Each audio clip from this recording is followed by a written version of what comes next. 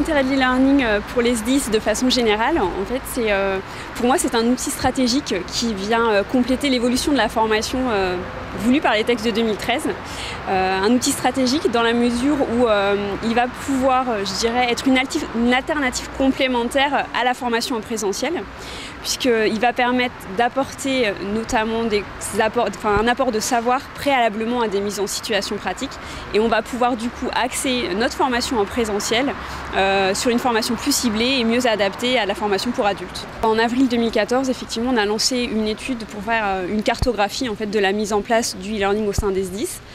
On se rend compte que beaucoup de SDIS se sont déjà lancés dans l'aventure, soit de manière isolée, soit en inter-SDIS, donc de manière mutualisée, pour développer un outil qui soit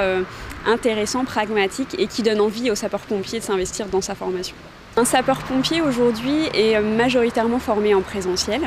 mais l'idée effectivement est de lui permettre d'accéder en continu via le e-learning et donc tous ces nouveaux outils qui se mettent en place à de la formation à distance pour qu'il puisse lui se mobiliser au quotidien sur sa formation et du coup mettre à profit les périodes de mise en situation professionnelle pour acquérir des compétences et mobiliser les compétences au quotidien. S'il y avait quelque chose que je souhaiterais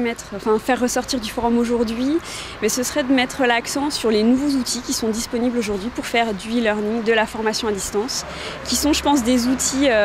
originaux, modernes, qui vont permettre à nos sapeurs-pompiers d'avoir envie de se former, de se mobiliser et de s'investir dans sa formation tout au long de sa vie, en fait, et pas seulement sur ces périodes de stage, mais vraiment au quotidien, de puiser sur ces outils-là pour se former en tant que sapeur-pompier.